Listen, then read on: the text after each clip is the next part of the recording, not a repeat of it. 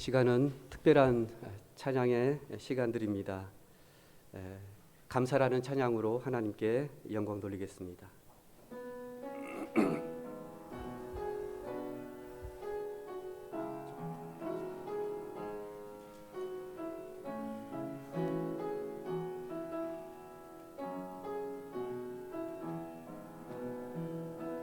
오늘 숨을 쉬는 것 감사,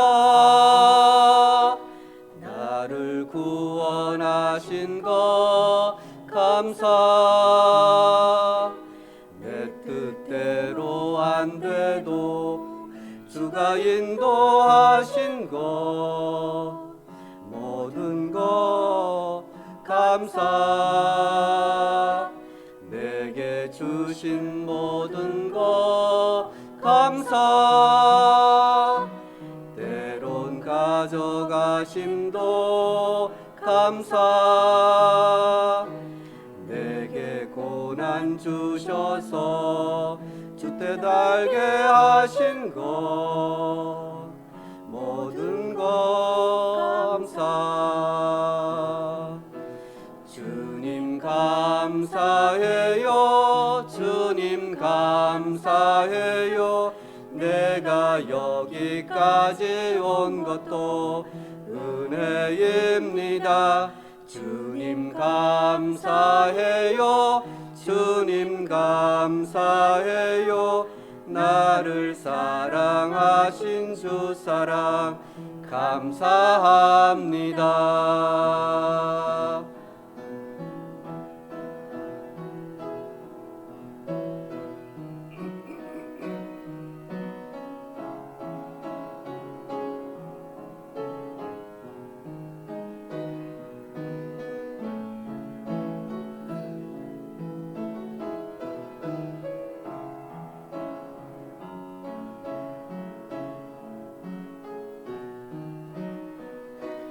항상 주 안에 있음 감사.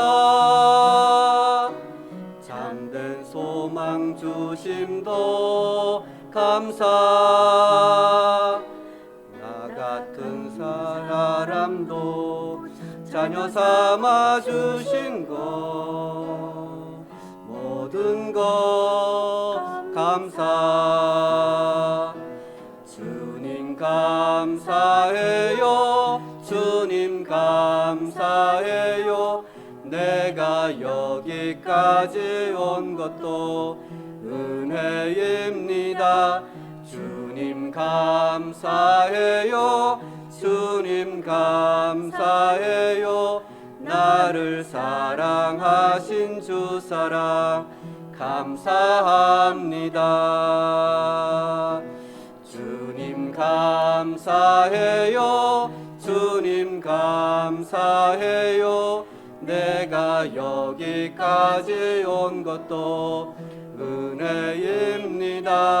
감사해요. 주님 감사해요. 나를 사랑하신 주 사랑 감사합니다.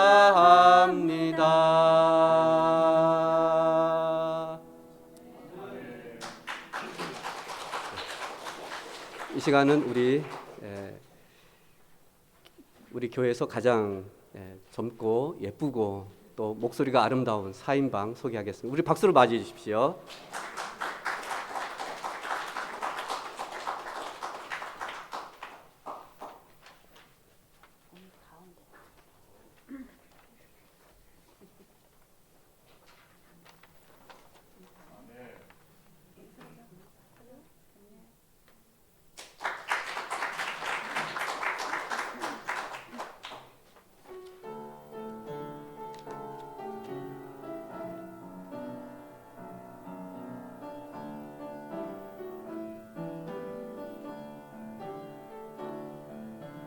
선한 힘의 고유히 감사요.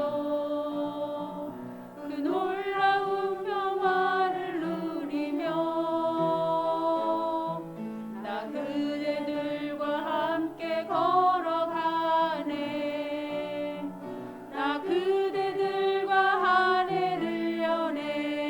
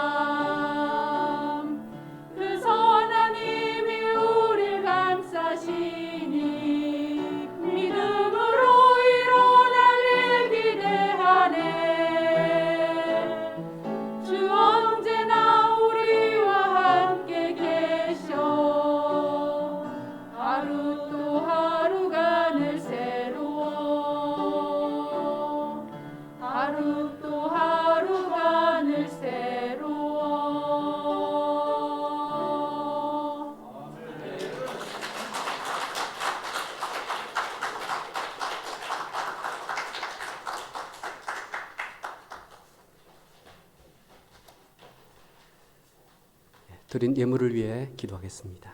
우리 하나님 아버지 감사합니다.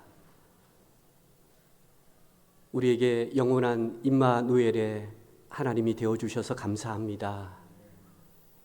올 한 해에 우리를 인도해 주시고 때때마다 우리의 필요를 아시고 공급해 주시니 감사합니다. 그리 아니하실지라도 이 시간 하나님 앞에 감사함으로 저희들 나아갑니다.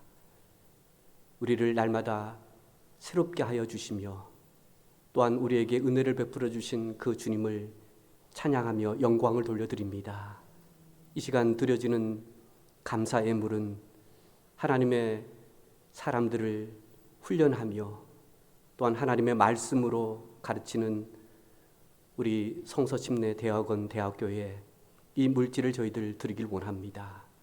함께 하나님의 사람들을 양성하고 또 하나님의 일에 쓰임받는 귀한 그 일에 저희들 비록 몸은 어렵지만 저희들 기도함으로 마음으로 또 물질로 이 일에 참여하는 우리 사랑하는 새사람교회 성도님들 그 손길을 기억해 주시고 그 감사의 예물을 통해서 더 많은 큰 일들이 또 우리에게 감사함으로 다가오게 하여 주옵소서. 또한 드린 귀한 그 가정 위에 우리 하나님께서 축복해 주시며 또한 우리에게 축복해 주실 그 주님을 감사합니다. 예수 그리스도 이름으로 기도하옵나이다. 아멘. 이 시간 우리에게 하나님의 말씀으로 또 은혜를 끼쳐 주실 우리 목사님 이미 여러분이 잘 알고 계시고요. 또 개인적으로는 제가 이 목사님의 설교를 제가 몇 번 들으면서 정말 하나님의 말씀을 정말 잘 전하신다. 그리고 참 도전받게 하고 그리고 또 하나님의 그 말씀을 정말 살아있는 그런 말씀으로 대변해 주시는 하나님의 사람이 아닌가 이렇게 생각을 해봅니다. 그리고 제가 목사님의 이름이 이윤식 목사님이시거든요. 제가 보니까 이분의 그 말씀에 내가 마음에 그것을 받고 아멘으로 화답하면 반드시 이윤을 남기겠구나라는 그런 생각이 들더라고요.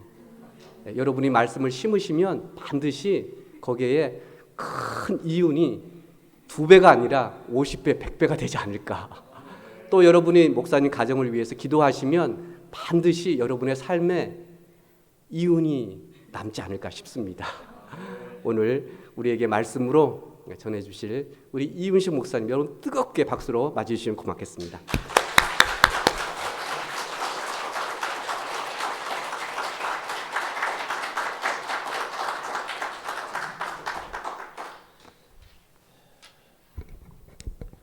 감사합니다. 많은 이윤을 남기고 돌아가시면 좋겠습니다.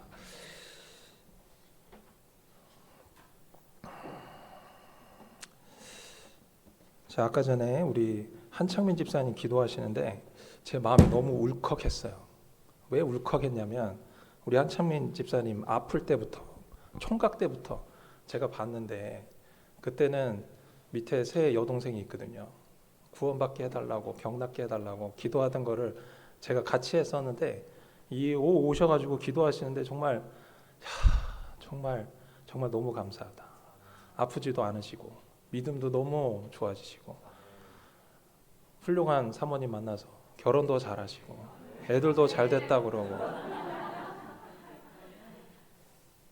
정말 그 기도를 듣고 있는데 정말 제가 너무너무 감사했고 또 이렇게 새사람교회 올 때마다 저한테 이렇게 귀한 자리를 내주셔서 제가 설교할 수 있도록 해주셔서 또 너무너무 감사합니다.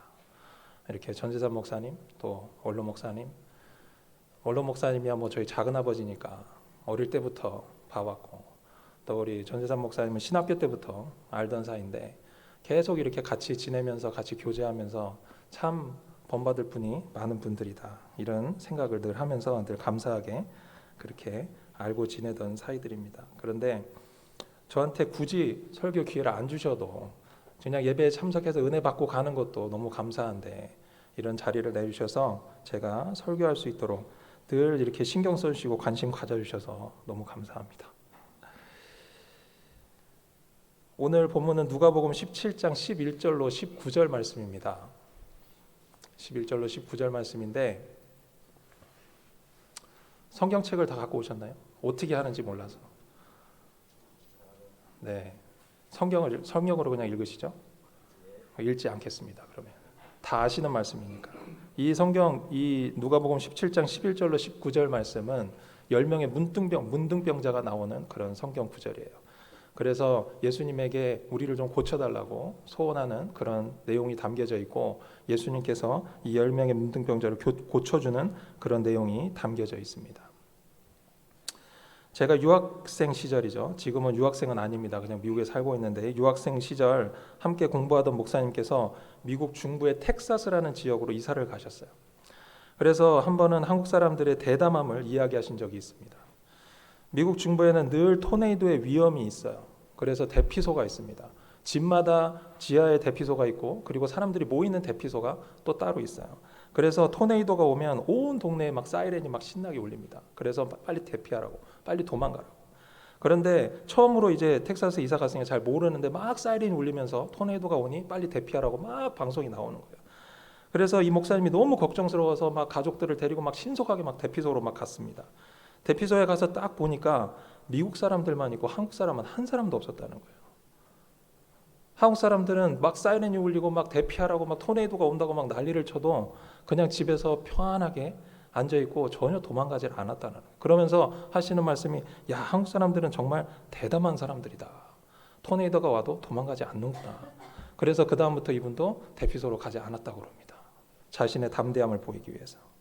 그런데 이걸 좋게 말하면 담대함인데 나쁘게 말하면 안전 불감증인 것 같아요. 한국 사람들은 좀 이런 게 있긴 합니다. 특별히 남자들.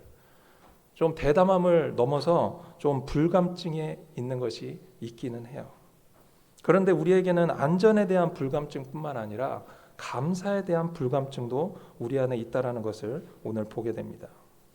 감사해야 할 때 감사하지 못하고, 풍족한 가운데서도 감사보다는 불평과 불만이 늘어가고 있는 사회에 우리가 살고 있다라는 거예요.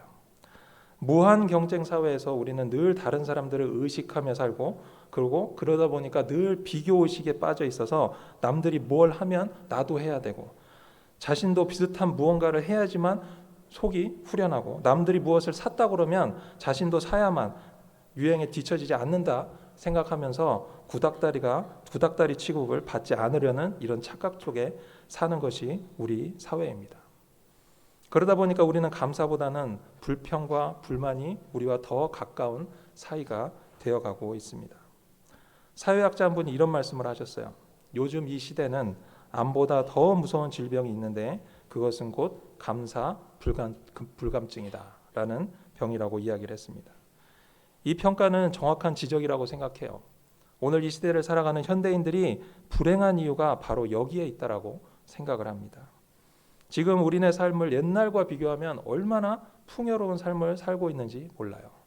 거리마다 자동차가 넘쳐나고요. 날마다 기름진 음식을 먹으면서 남아도는 음식을 어떻게 처리할지 모르는 그런 현실에 살고 있는 것이 지금 시대입니다. 반세기 전만 해도 지금 우리가 얼마나 부유하고 그리고 누리고 사는 것인지 저희가 비교할 수 있는데, 제가 어릴 때는 아주 사소한 것에도 감사하고 고마움을 표현해야 된다고 배웠어요. 그래서 어릴 적 밥상에서 밥알이 떨어지거나 남기면 부모님은 그 밥알 하나를 위해서 수고한 농부를 위해 감사하라고 가르치셨습니다. 그런데 요즘은 어떤가요? 남으면 그냥 버리죠. 뭐. 요새는 너무 못 먹어서 먹기 위해서 돈을 쓰는 것이 아니라 너무 많이 먹어서 먹은 거 빼려고 돈을 쓰잖아요. 내가 내 돈 주고 산 건데 왜 농부한테 감사해야 돼? 라는 이런 불평과 원망을 쏟아내는 것이 요즘 사회입니다. 어느 뜨거운 여름날 두 사람이 뜨거운 길을 걸어가고 있었어요. 이 두 사람이 너무 더워서 땀을 뻘뻘 흘리면서 힘겹게 걸어가고 있었습니다. 얼마쯤 가다 보니까 저기에 커다란 나무 한 그루가 있는 거예요. 그래서 그 아래로 얼른 도망갔습니다.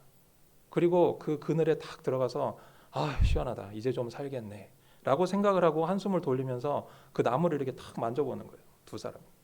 나무를 이렇게 만져보다 보니까 나무가 거칠고 어디 쓸만한 데가 없는 그런, 목재로는 쓸만하지 못한 그런 나무처럼 보였나 봐요. 그러니까 이렇게 이야기를 합니다. 이 나무는 제목으로도 못 쓰겠고 불쏘시개로도 못 쓰겠고 별 쓸모가 없는 굉장히 하찮은 그런 나무군 라고 이야기를 했어요. 그랬더니 옆에 있던 사람이 같이 만지면서 아유 그러네, 이 나무는 쓸 데가 한 군데도 없겠구만, 이런 나무는 없어야 돼 라고 이야기를 했어요. 제가 뭘 이야기하고 있는 거예요? 방금 전까지 막 너무 더워서 그 나무 그늘 밑에 들어가서 아유 이제 좀 살겠네 라고 했던 사람들이 거기에서 이 나무에 대한 감사를 하는 게 아니고 나무 만져보면서 아유 이건 질이 별로야, 이건 못 써먹겠어, 여기 없어야 될 나무인데 괜히 그냥 여기 있구만 라고 불평을 늘어놓기 시작하는 거예요. 우리도 이런 무지한 모습을 가질 때가 있습니다. 이미 하나님의 은총과 은혜 안에 살면서도 우리는 하나님에 대해 불평과 불만만 토로할 뿐 진정한 감사가 없는 그런 삶을 살고 있지는 않은지, 우리가 하나님께로부터 얻지 못한 것이 뭐가 있습니까? 모든 것이 다 하나님으로부터 왔고 그 하나님께서 내 삶을 챙기시며 협력하여 선을 이루고 계신 그 하나님의 은혜를 우리가 망각하고 살고 있지는 않은지 저희 자신을 좀 돌아봐야 될 것 같습니다. 오늘 본문의 내용을 봐도 감사를 잃어버린 사람들이 나오죠. 처음에 말씀드린 것처럼 10명의 문둥병자가 있었어요. 이게 자꾸 때리네요.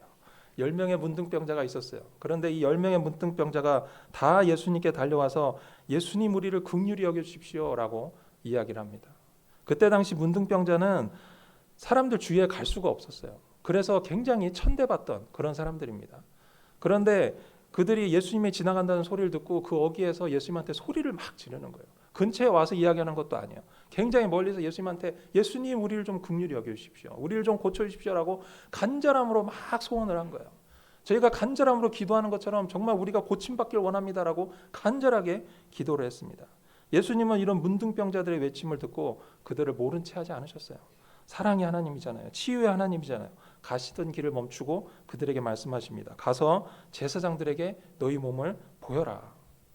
이때 당시 문둥병자들이 예수님의 말을 듣고 순종했는데, 왜냐하면 그때 당시 문둥병이 나으면 제사장들한테 가서 보여줬습니다. 그리고 모든 것이 다 깨끗해졌다 그러면 다시 집으로 돌아갈 수 있었어요. 다시 일상으로 돌아갈 수가 있었어요. 그랬기 때문에 이들이 제사장들한테 가는 건 당연한 일이었어요. 그렇지만 약간 이상했습니다. 예수님이 제사장들한테 가서 내 몸을 보여라 라고 말씀하시니까 내가 이제 나았으니 가서 보여줘야 되겠다가 아니었어요.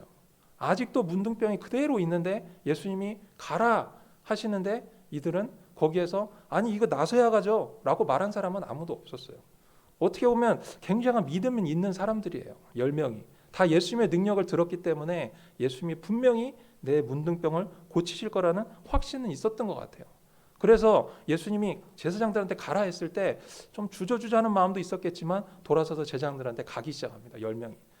가다 보니까 이 문둥병이 다 나은 거예요. 다 나은 거예요. 10명 다 그 문둥병이 나은 거예요. 이 사람들이 실시간으로 치유하지 못했지만 회복의 놀라운 기적을 보게 됩니다.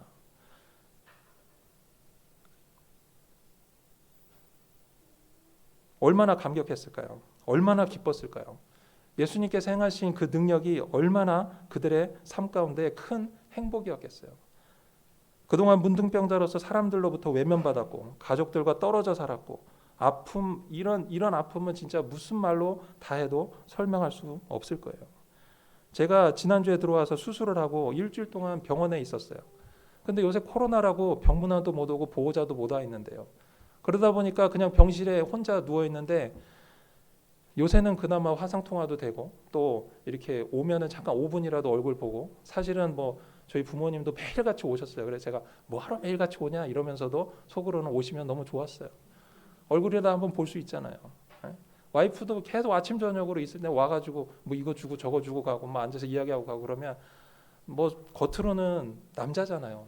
창피하게 뭐 좋다 이렇게 표현 못하니까 뭐 하러 왔냐, 뭐 오지 마라 힘든데 막 그러면서도 오면은 잽싸게 그 5층에서 엘리베이터 타고 뭐 온다 그러면 막 잽싸게 내려가서 뭐 5분이든 10분이든 이렇게 앉아서 이야기하고 가족을 본다라는 게 얼마나 기쁜 일이에요. 그런데 문둥병자가 되면 가족, 뭐 친구는 물론 고사하고 가족들도 볼 수 없는 그런 상황이에요. 그런데 본인들의 이 나은 그 모습을 보면서 이제 예수님께로부터 얻은 이 축복, 이제 내가 가서 사람들과 함께 살 수 있겠구나라는 이런 마음을 가졌을 거예요. 그래서 제사장들한테 빨리 가서 자기 몸을 보이고 그리고 빨리 다시 일상으로 복귀하기를 원했을 겁니다. 그런데 여기에 예수님께 돌아온 사람은 단 한 사람밖에 없었다라는 거예요. 10명이 다 치유함을 받았고 10명이 다 그 놀라운 은혜를 입었음에도 불구하고 9명은 본인 삶으로 돌아갔고 한 명만 예수님께서 베풀어 주신 그 은혜를 감사하며 돌아왔다라는 거예요. 그런데 여기 돌아온 한 사람이 어떤 사람이냐? 문둥병자이면서 사마리아인이었어요. 사마리아인은 짐승보다도 못한 취급을 받았던 그런 사람들입니다. 유대인들 안에서 피가 섞였다라는 이유로 이방인의 취급을 받았고요. 그리고 개만도 못한 그런 취급을 받았어요. 그런데 설상가상으로 문둥병까지 걸렸던 겁니다. 이 사마리아인은 우리가 생각하는 이상의 멸시와 천대를 받았을 거예요. 아마 그 유대인들 문둥병자 사이에서도 아마 천대를 받았을 거예요. 너는 문둥병도 걸렸는데 사마리아인이잖아 이러면서. 아마 그 10명 중에 같이 10명이 갔겠지만 아마 사마리아인은 뒤처져서 걸었을 거예요. 예수님에게 우리를 고쳐주십시오라고 소리 지르는 그 10명 가운데 큰 소리도 아마 못 냈을 거예요. 떠들지 마라 너는, 우리가 알아서 할게. 이렇게 아마 천대를 받았을 겁니다.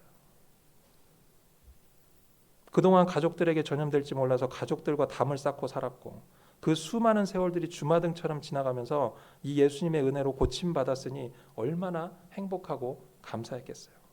그러기에 그는 가장 먼저 예수님께 달려갔습니다. 예수님께 감사 인사를 드리고 제사장에 가도 늦지 않을 거라고 생각했던 거예요. 그러나 9명은 달랐죠. 그들은 빨리 제사장한테 가서 깨끗하다는 판정을 받고 그런 다음 집으로 돌아가서 가족들을 만나고 정상적인 생활을 해야겠다는 생각뿐이었을 거예요. 예수님은 머릿속에서 없어진 거죠. 예수님이 고쳐주셨다는 사실은 그들에게 그다지 중요하지 않았어요. 지금 자신들이 깨끗해졌다는 사실만이 중요하고 의미가 있었습니다. 오히려 예수님께로 돌아가서 감사하겠다고 한 사마리아인을 향해서 온갖 멸시와 욕을 했을지도 몰라요. 야, 우리 같이 예수님한테 가서 우리 이거 고침받은 거 감사해야 되지 않겠어? 라고 아마 말을 했을 거예요. 10명이 같이 갔으니까. 따로 간 거 아니니까. 야, 우리 다 깨끗하게 됐는데 제사장한테 가기 전에 먼저 예수님한테 가야 되지 않겠어? 라고 권면했을 수도 있어요. 성경에 나와 있지 않지만 분위기상 그렇잖아요. 그런데 이 9명은 무슨 말도 안 돼. 자, 빨리 가서 우리 제사장한테 가자. 우리 예수님 그래 예수님 뭐 해주셨는데 감사하지. 그러고 그냥 갔다라는 거예요. 말은 감사하다고 하지만 행동으로 그 감사를 표현하지 못했다라는 겁니다. 그런 상황 속에서 홀로 예수님을 찾아온 사마리아인에게 예수님께서 묻죠. 10사람이 다 깨끗함을 받은 것이 아니냐라고. 나머지 9은 어디 있니? 예수님은 고침을 받았음에도 은혜를 입었음에도 불구하고 감사를 잃어버린 9명을 생각하며 안타까움과 실망스러운 마음을 가지셨을 거예요. 무엇보다 하나님의 거룩한 백성인 유대인들도 아니고 비천하고 멸시받는 사마리아인 한 명이 이 한 사람만이 와서 예수님께 감사하는 것을 보면서 너무나 마음이 아프셨을 거예요. 이런 것이 오늘 본문 18절에 나와 있어요. 18절에 보면 예수님의 아픔과 범민을 우리가 동일하게 느낄 수가 있습니다. 이 이방인 외에는 하나님께 영광을 돌리러 돌아온 자가 없느냐 하시고, 얼마나 안타까운 마음이에요. 어떻게 이 이방인 외에는 아무도 본인들이 받은 은혜에 감사할 줄 모르냐라고 예수님께서 말씀하시고 계시는 거예요. 예수님의 이 말씀은 감사의 중요성을 우리에게 교훈해 주고 있습니다. 예수님께 은혜 받은 것도 중요하지만 은혜를 주신 하나님께 감사하는 것은 더 중요함을 우리에게 일깨워 주고 있는 거예요.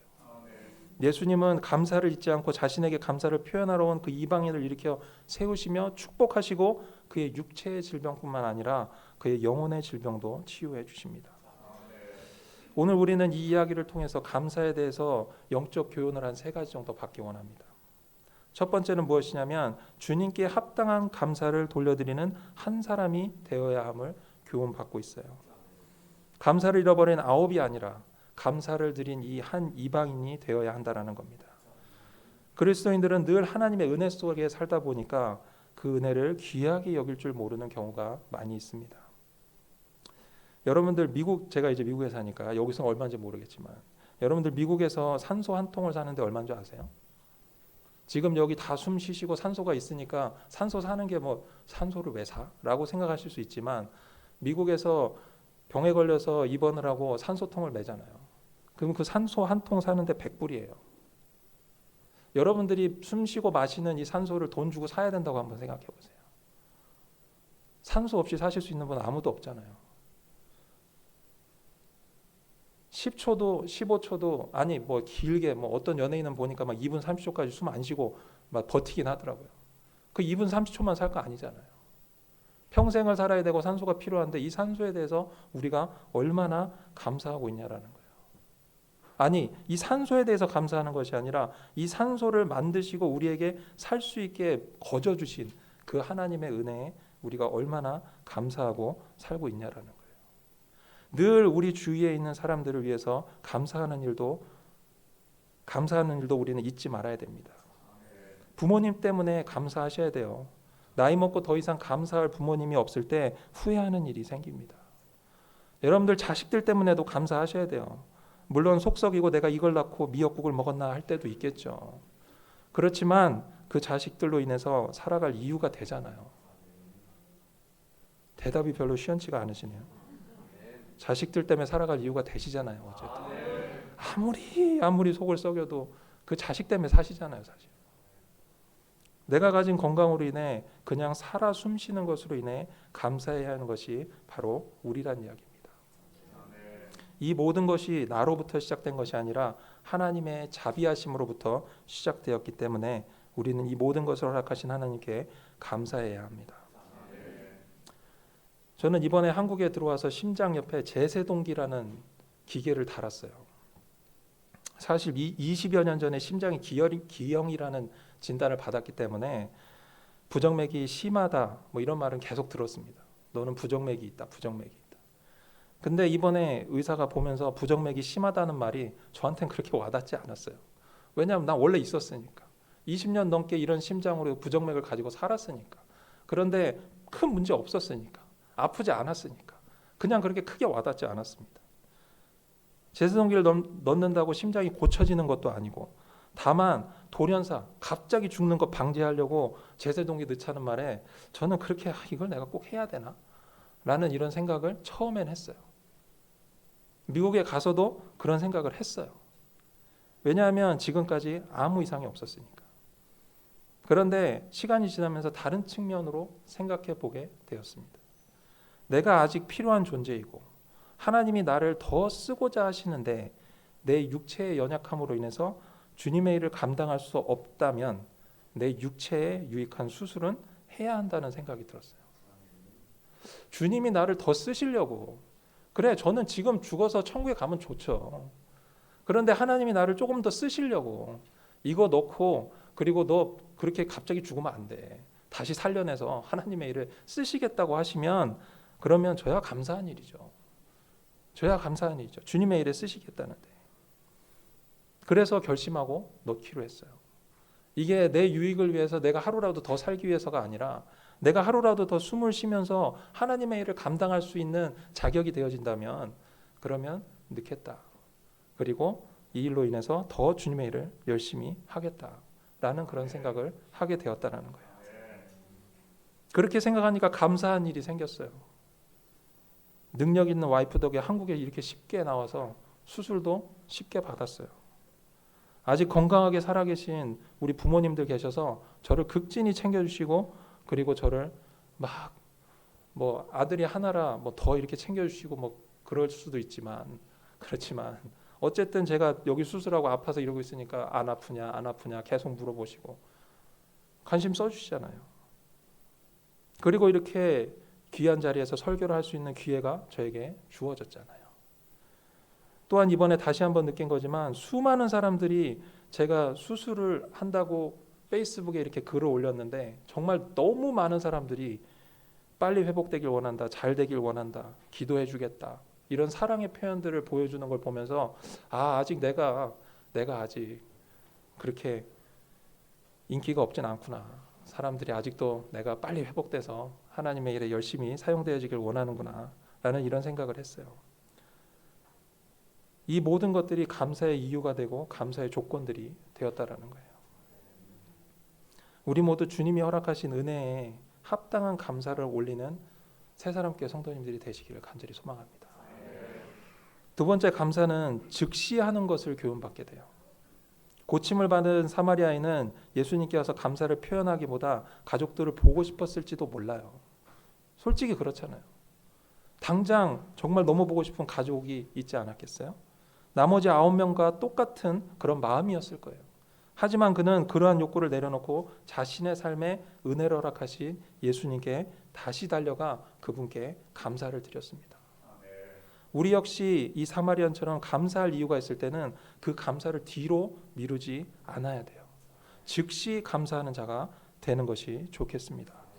우리는 너무나도 당연하게 생각하는 감사 얘기 하지 않을 때도 있지만 감사의 일을 미루는 일도 꽤 많아요. 새사람교회 성도님들은 감사를 미루는 교회가 되지 않기를 간절히 소망합니다. 여러분 생각해 보세요. 내일부터 해야지 하고 하지 않는 게 뭐가 있죠? 여자분들은 다 아실 텐데 다이어트, 내일부터 해야지. 요새 남자들도 많이 그러죠. 내일부터 살 빼야지, 내일부터 그냥 다이어트 하지. 근데 내일부터 하는 게 다이어트뿐만 아니라 감사도 내일부터 하면 안 돼요. 지금 당장 시작해야지 감사가 이루어집니다. 오늘 할 일은 오늘 하고 내일로 미루지 말자는 감사에도 해당하는 거예요. 감사를 미루게 되면 그 감사는 잊혀지게 됩니다. 그리고 나중에 가서 감사하다고 하면 서로 민망한 상황이 될 수도 있어요. 여러분들 지금 감사한 것이 있다면 지금 당장 감사하시기 바랍니다.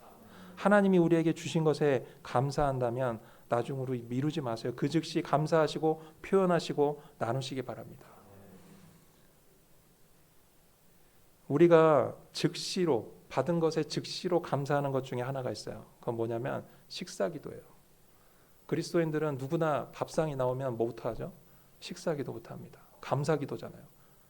그런데 우리는 가끔은 이 식사기도를 형식적으로 하는 경우가 있어요. 나왔으니 무의식적으로 이 음식 주셔서 감사합니다. 먹고 건강해 주세요. 아멘. 너무 훌륭한 기도는 맞는데 이 기도가 문제가 아니라, 이 기도가 이상한 것이 아니라 이 기도에 진심이 있느냐가 바로 우리의 질문이에요. 뭘 거창하게 막 아름답게 미사 용구를 쓰라는 게 아니에요. 하나님 이 음식 주셔서 감사합니다. 잘 먹겠습니다. 건강해 주십시오라는 이 간단한 이 문장 하나에도 내 진심이 얼마나 들어가 있냐라는 거예요. 정말 하나님께 감사해서 감사하다고 하는 건지, 그냥 수시로 삼시세끼 밥 나와서 그냥 그리스도이니까 해야 되는 형식이라 그냥 하는 건지, 이게 형식이라 한다면 그냥 주문에 불과해요. 이건 내가 감사해서 감사를 표현하는 것이 아니라는 거예요. 어떤 분이 성도님들의 모임 자리가 있었어요. 성도님들이 모여서 이제 성경 공부를 하려고 하는데 어떤 집사님한테 집사님 오늘 성경 공부해서 기도 좀 해주세요 라고 하니까 이분이 아무 생각 없이 시작한 기도가 이 음식 주셔서 감사합니다 였대요. 그냥 너무나도 아무렇지 않게 그냥 내 머릿속에 그냥 들어있어서 그냥 내뱉은 말이 이 음식 주셔서 감사합니다라는 거예요. 음식 먹으려고 모인 것도 아닌데. 여러분, 감사는 수시로 즉시로 해야 되는 것이 맞아요. 그런데 그 감사 안에 내 진심이 담겨 있어야 됩니다. 그냥 형식적으로, 저희가 형식적으로 하는 말이 굉장히 많은데 그 중에 또 대표적인 것 하나가 우리 언제 밥 한 번 먹어? 라는 말이에요. 사실 밥 먹지도 않을 거면서 괜히 밥 한 번 먹재요. 근데 저희가 감사할 때도 정말 그 마음에 진심을 담아서 하는 감사하고 그냥 형식적으로 아유 감사해요 감사해요 이렇게 하는 말하고 얼마나 큰 차이가 있습니까? 우리가 하나님께 올리는 그 감사에도 우리의 진심이 담겨 있어야 된다는 거예요. 그리스도를 본받아라는 책을 쓴 토마스 아켐피스라는 사람이 있습니다. 이 사람이 그 책에서 이런 말을 했어요. 하나님은 항상 감사하는 자에게 축복을 주시며 그의 축복을 교만한 자의 손에서 거두시나 겸손한 자에게는 언제나 허락하신다. 감사가 끊이지 않는 사람은 하나님의 축복이 그 위에 더 임한다라는 거예요. 그렇지만 감사하지 않는 것 자체가 교만이다라고 이 사람은 이야기하고 있는 겁니다. 지금 옆에 계신 분들한테 한번 감사해 보세요. 옆에 앉아주셔서 감사합니다. 우리 주님께 감사하셔야 돼요. 우리가 지금 이 시기에 이 상황에 지금 코로나 시국이잖아요. 그래서 저희가 예배를 드리고 싶어도 못 드렸던 때가 있어요. 저희 미국은 좀 더 심했어요. 그래서 아예 모이지 말라고 그래서 그냥 100% 온라인으로 아무도 나오지 않고 담임 목사님 앞에 설교하시고 뒤에서 카메라 찍어야 돼서 저 나가서 카메라 찍고 옆에서 한 사람 컴퓨터만 앉아있는 세 사람만 모여서 주일 예배를 방송했던 적이 있어요. 저희는 성도님들한테 예배를 드리게 하려고 정말 최선을 다해서 했는데 대부분 사람들이 한두 달 지나고 나니까 도저히 못 드리겠대요. 집에서 드리는 예배는 예배 같지가 않대요. 정말 함께 모여서 찬양하고 함께 박수치고 함께 예배드리고 함께 기도하는 이 시간이 너무너무 소중했다라고 몇 달 지난 다음에 교회에 나오기 시작하면서 하시는 거예요. 여러분들 그냥 오시고 싶으면 오실 수 있으니까 예배의 소중함을 저희가 가끔 잊을 때가 있어요. 예배의 감사함을 저희가 잊을 때가 있어요. 이 예배는 특권입니다. 여러분들이 이 자리에 나와서 하나님께 예배드릴 수 있다는 것은 여러분들이 감사해야 될 가장 큰 조건 중에 하나예요. 이 시간 우리 주님께 감사의 영광의 그런 예배가 온전히 올려지기를 간절히 소망합니다. 세 번째, 감사가 믿음임을 교훈받게 됩니다. 감사는 곧 믿음이에요. 우리의 믿음은 감사할 때 진정한 믿음이 됩니다. 나에게 베푸신 하나님의 은혜를 기억하고 감사한다면 그것은 살아있는 믿음이 되는 거예요. 믿음은 감사와 비례해요. 19절에 한번 보겠습니다. 19절에 보면 그에게 이르시되 일어나 가라 내 믿음이 너를 구원하였느니라 하시더라. 여기 보세요. 이 사람은 감사밖에 안 했어요. 이 사람은 자기가 받은 은혜에 와서 그냥 감사만 표현했어요. 예수님을 믿겠습니다라고 말한 것도 아니에요. 그런데 예수님께서는 이 사마리아인의 믿음을 칭찬하고 계시는 거예요. 그가 예수님께 보여드렸던 것은 감사의 표현이지만 감사는 예수님 앞에서 믿음으로 인정함을 받을 수 있는 놀라운 그런 결단이었다는 겁니다. 전 새사람교회 성도님들의 믿음이 늘 깊고 커지기를 바랍니다. 그러기 위해서 주님께 합당한 감사를 돌려드리는 성도님들이 되셔야 됩니다. 우리가 흔히 말하는 감사에 몇 가지 단계가 있어요.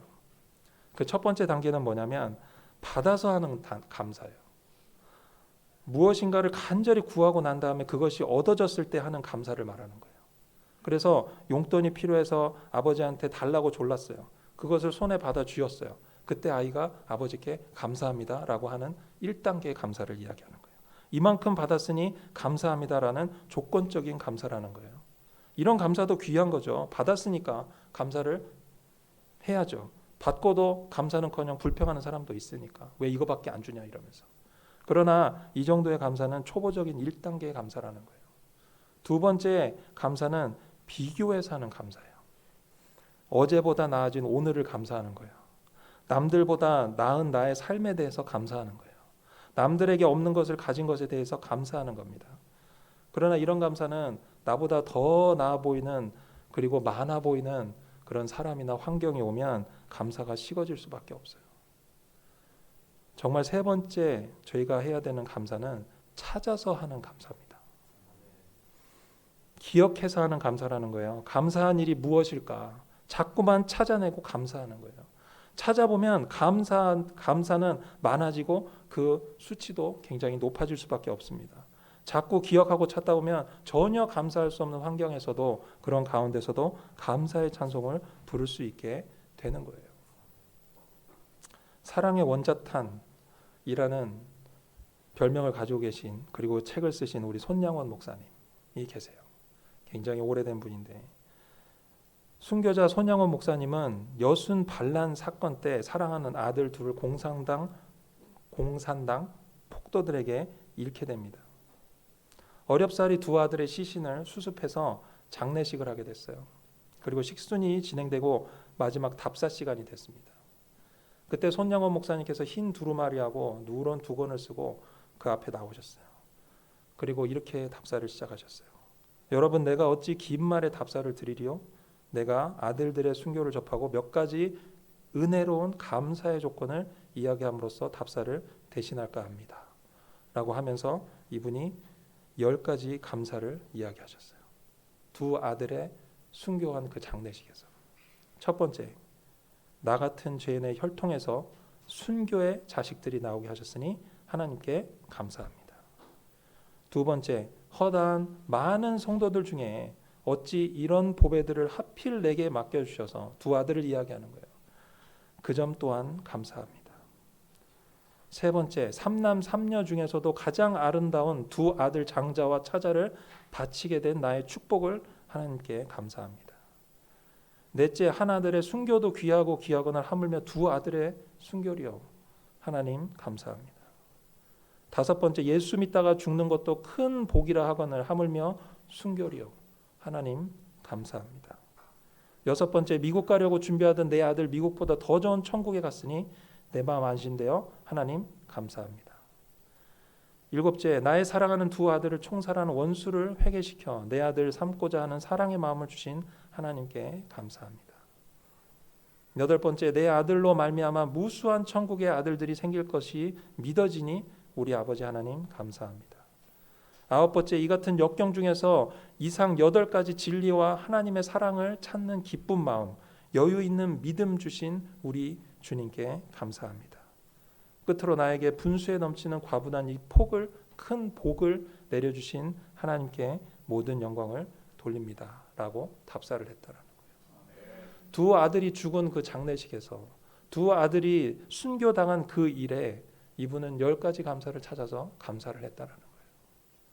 감사할 수 없는 상황이잖아요. 감사 제목을 들으시면서 어떤 생각이 드셨어요? 세상 사람들이 볼 때 도대체 감사할 게 아무것도 없는데 그냥 펑펑 울고 원망을 해도 정말 이상하지 않는 그런 상황 가운데 이분은 감사를 찾아내서 진심으로 감사하는 그런 분이셨습니다. 이것이 바로 그리스도인이에요. 그런 감사의 모습을 보고 저 사람은 우리와 뭐가 다른 거지? 여러분들 요새 전도하기 힘들다고 이야기하잖아요. 전도하기가 힘든 이유는 우리 그리스도인들이 그리스도인다운 모습을 못 보이기 때문에 전도하기가 힘든 거예요. 더 이상 그리스도인이 그리스도인다운 영향력을 이 세상에서 행하고 있지 못하기 때문에 우리가 전도하기가 힘든 겁니다.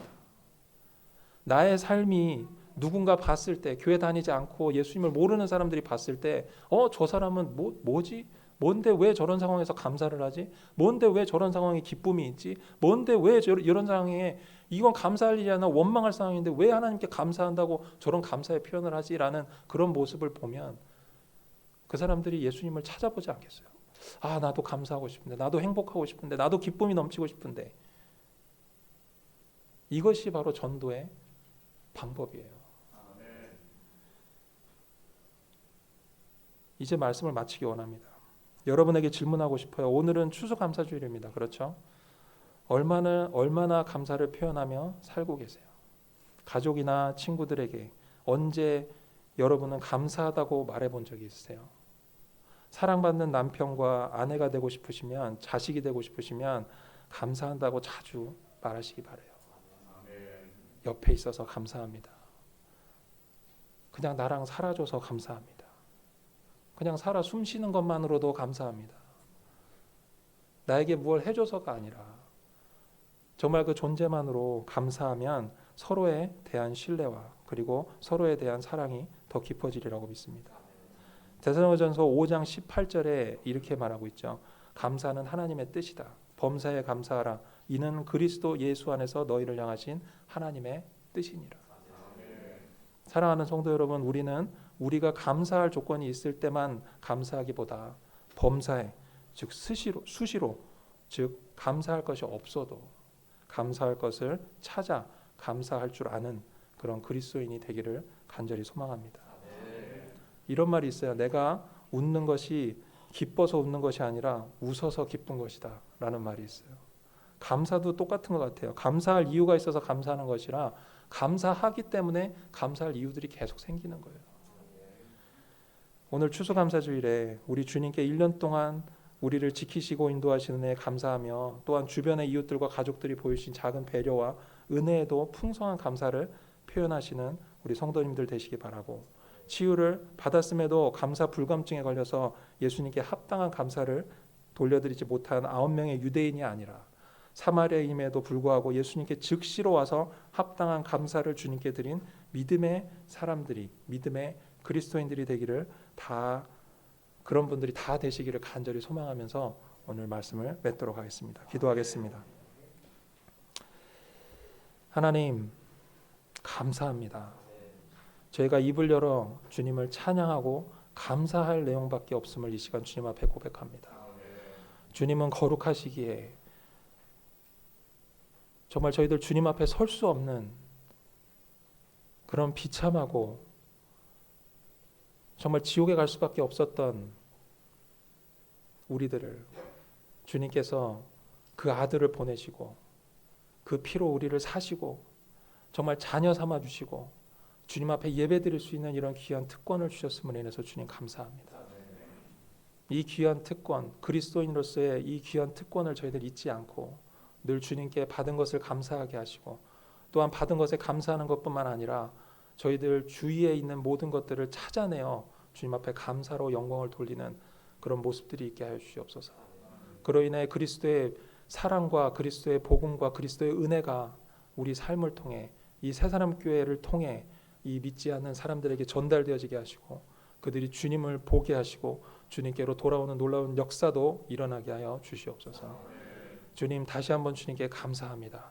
이 자리에 저희들 함께 모여 예배하게 하신 주님의 은혜를 인해서 다시 한번 감사드리며 모든 말씀 예수님 이름으로 기도했습니다.